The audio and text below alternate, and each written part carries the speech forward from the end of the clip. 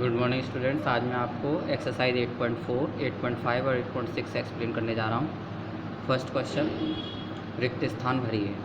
तीन या अधिक रेखाखंडों से घिरी आकृति बहुभुज कहलाती है। ठीक है ना, तीन से अधिक रेखाखंडों से घिरी हुई कोई आकृति होती है, उसको हम बहुभुज कहते हैं। नेक्स्ट, तीन रेखाखंडों से बना बहुभुज त्रिभुज कहलाता है। तीन रेखाखंडों से ये घिरा हुआ ये त्रिभुज कहलाता है। त्रिभुज के 6 भाग होते हैं। एक तो ये तीन भुजाएं होती हैं और तीन इसके शीर्ष होते हैं, ए बी सी। त्रिभुज के 3 शीर्ष और 3 भुजाएं होती हैं। जैसा कि मैंने बताया, त्रिभुज के 3 शीर्ष जैसा कि ए बी और ये सी, ये तो 3 शीर्ष हो गए, और भुजाएं ए बी सी और ये सी ए। नेक्स्ट, त्रिभुज एल एम एन के निम्न बिंदु बताइए। त्रिभुज एल एम एन के अंत्य भाग में स्थित बिंदु। त्रिभुज एल एम एन ये है और इसके अंत्य भाग में जो बिंदु स्थित हैं वो एक्स और वाई हैं, तो बिंदु एक्स और वाई हो गए। त्रिभुज एल एम एन के बहिर्भाग में स्थित बिंदु। त्रिभुज एल एम एन के बहिर्भाग में बिंदु आर है, बिंदु आर लिखेंगे।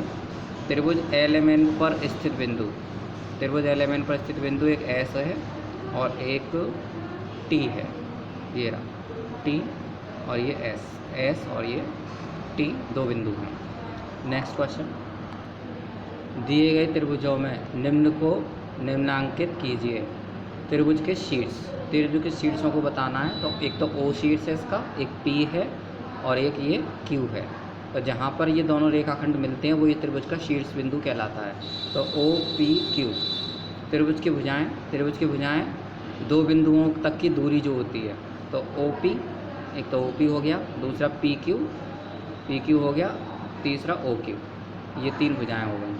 त्रिभुज के कोण, एक तो ये कोण ओ, जिसको हम कोण पी ओ क्यू बोलेंगे, ओ बीच में आना चाहिए। दूसरा ये कोण पी, जिसको हम कोण ओ पी क्यू बोलेंगे, पी इसमें बीच में रहना चाहिए। और फिर है त्रिभुज ओ क्यू पी, तो ये त्रिभुज क्यू, यानी कि क्यू बीच में रहना चाहिए। तो वही आया इसमें, कोण पी ओ क्यू, कोण ओ क्यू पी और कोण ओ पी क्यू, यानी कि कोण ओ पी क्यू, कोण पी क्यू ओ और कोण क्यू ओ पी। नेक्स्ट, शीर्ष क्यू के सम्मुख भुजा बताइए। शीर्ष क्यू के सम्मुख भुजा, शीर्ष क्यू ये है, इसके सम्मुख भुजा ये है ओ पी, तो यहाँ लिखेंगे ओ पी। नेक्स्ट एक्सरसाइज, रिक्त स्थान भरिए। चतुर्भुज की 4 भुजाएं और 4 कोण होते हैं। चतुर्भुज 4 भुजाओं से बंद आकृति को हम चतुर्भुज कहते हैं। चतुर्भुज कैसा भी हो सकता है, ये चतुर्भुज है, इसकी 4 भुजाएं 1 2 और ये 3 और ये 4 भुजाएं होती हैं, और 4 इसके ये कोण होते हैं, इसके 1 ये 2 ये 3 और ये 4। मान लिया ये पी क्यू आर एस है। नेक्स्ट, चतुर्भुज के 4 शीर्ष होते हैं। 4 इसके शीर्ष हो गए, पी क्यू आर एस। चतुर्भुज के 2 विकर्ण होते हैं। 2 विकर्ण हो गए चतुर्भुज के। इनको अगर इनके सम्मुख शीर्षों को मिला दें तो इनको सम्मुख शीर्षों को मिलाने वाली जो रेखाखंड होते हैं उनको हम विकर्ण बोलते हैं। तो ये 2 विकर्ण होते हैं इसके। चतुर्भुज A B C D. Question number 2, चतुर्भुज ए बी सी डी के संलग्न चित्र को देखिए तथा निम्न प्रश्नों के उत्तर दीजिए। यहाँ सम्मुख कोणों के कितने युग्म हैं, उनके नाम बताइए। सम्मुख कोण होते हैं आमने सामने वाले कोण। तो एक तो कोण ये ए हो गया और दूसरा कोण ये सी हो गया, तो इसको बोलेंगे कोण बी ए डी।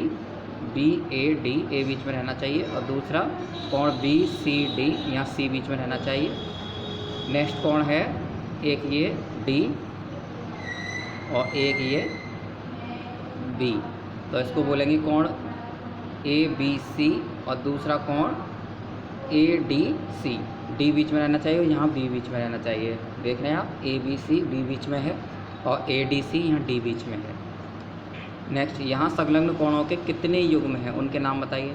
संलग्न कोण हैं जैसे ए कॉमा बी, बी कॉमा सी, सी कॉमा डी और डी कॉमा ए। जो क्रमागत कोण होते हैं वही संलग्न कोण कहलाते हैं। तो यहाँ संलग्न कोणों के 4 युग्म हैं, और वो हैं, पहले हमने बताया कोण ए कॉमा बी, कोण ए कॉमा कोण बी। तो कोण ए को बोलेंगे कोण डी ए बी और दूसरा ए बी सी। तो डी ए बी कोण ए बी सी, दूसरा ए बी सी और फिर है BCD, तो ABC BCD, फिर है BCD और CDA, ये रहा BCD और CDA। नेक्स्ट कौन है, कोण CDA और कोण DAB, कोण CDA कोण DAB। तो ये चारों क्रमागत या संलग्न कोण हमने 4 युग्म इसके बता दिए। नेक्स्ट क्वेश्चन, इस चतुर्भुज के विकर्ण लिखिए। चतुर्भुज के विकर्ण हमने बताया सम्मुख शीर्षों को मिलाने वाले रेखाखंडों को विकर्ण कहते हैं। तो A और C सम्मुख हैं, इसलिए AC पहला विकर्ण हो गया, और B और D सम्मुख शीर्ष हैं, तो B और BD दूसरा विकर्ण हो गया। नेक्स्ट है सम्मुख भुजाओं के लिए कितने युग्म हैं, उनके नाम बताइए। सम्मुख भुजाओं के 2 युग्म हैं, एक तो AB, DC। आप उस फिगर में दोबारा देख सकते हैं कि AB और DC आमने सामने वाली भुजाएं हैं, तो ये सम्मुख भुजाएं हो गई। और DABC ये भी आमने सामने वाली भुजाएं हैं, तो इनको भी हम सम्मुख भुजाएं कहेंगे। DA, BC इसके 2 युग्म होते हैं। अब संलग्न भुजाओं के कितने युग्म हैं, तो संलग्न भुजाएं वही क्रमागत, जैसे कोण थे ऐसी क्रमागत भुजाएं हैं। तो AB, BC, फिर BC, CD, फिर CD, DA और फिर DA, AB। इस तरह से इसके 4 युग्म हैं संलग्न भुजाओं के। जैसे हमने 4 कोण और संलग्न बताए थे, ऐसी 4 भुजाएं भी हैं। इसी के साथ ये एक्सरसाइज फिनिश होती है। अब हम नेक्स्ट एक्सरसाइज आपको बताने जा रहे हैं। नाउ एक्सरसाइज 8.6, वृत्त खींचिए तथा नामांकन कीजिए। वृत्त हमने ये खींचा है, अब इसमें इनका नामांकन करना है। इसका केंद्र जिस पर प्रकार की नोक रख के हम बनाते हैं सर्कल को, वो केंद्र कहलाता है। वृत्त का केंद्र एक बिंदु, तो यहाँ O बिंदु है। एक त्रिज्या O से लेकर वृत्त पर स्थित किसी बिंदु तक की बीच की दूरी OA, इसे त्रिज्या कहलाती है। एक व्यास BOC, ये व्यास है। केंद्र से गुजरने वाली रेखा को हम व्यास कहते हैं, जो कि वृत्त के दोनों बिंदुओं पर मिलती है। एक चाप AB, ये रहा AXB,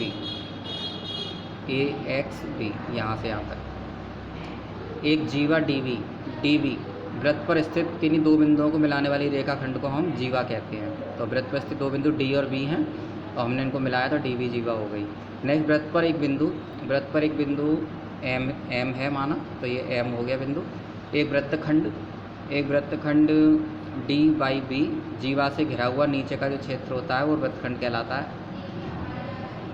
ये पूरा वृत्तखंड है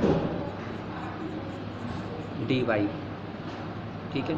नेक्स्ट बाह्य वृत्त में एक बिंदु N, ये है वृत्त के बाहर। अंतःवृत्त में एक बिंदु P, ये रहा। नेक्स्ट एक खंड देखते हैं, तो एक खंड इसका OAXB, इसको त्रिज्य खंड भी कहते हैं। तो इसमें त्रिज्य खंड से ही इनका तात्पर्य है। तो ये पूरा इसका एक जो खंड है ये OXB, पूरा इसका त्रिज्य खंड कहलाएगा। एक त्रिज्य खंड भी इसको कह सकते हैं। क्वेश्चन नंबर 2, दिए गए चित्र में जीवा, त्रिज्याएँ तथा व्यास नामांकित कीजिए। तो जीवाएँ मैंने कहा, आपको बताया था कि वृत्त पर स्थित 2 बिंदुओं के मिलाने वाले रेखाखंड को हम कहते हैं जीवा।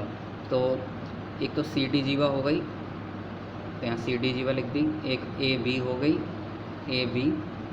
दूसरी BE, ये भी वृत्त पर स्थित 2 बिंदुओं को मिलाने वाली रेखा है, लेकिन ये व्यास भी है। तो व्यास की जगह पे BE, यानी कि BE व्यास भी है, इसलिए यहाँ पर व्यास के लिए BE लिख दिया। अब त्रिज्याएँ O से वृत्त पर स्थित किसी बिंदु के बीच की दूरी त्रिज्या कहलाती है। तो OA, OB और OA, OB और OE, तो ये तीनों त्रिज्याएँ हैं, OA, OB, OE। Next question, एक वृत्त का व्यास 21 सेंटीमीटर है, इसकी त्रिज्या की लंबाई ज्ञात कीजिए। तो वृत्त की त्रिज्या व्यास की आधी होती है, तो व्यास बटे 2, यानी कि व्यास भागित 2। व्यास में 2 का भाग लगाएंगे, तो 21 में 2 का भाग किया, तो 10.5 सेंटीमीटर इसकी लंबाई आती है। तो वृत्त की त्रिज्या 10.5 सेंटीमीटर होगी। इसी के साथ ये एक्सरसाइज भी फिनिश होती है। Thank you very much.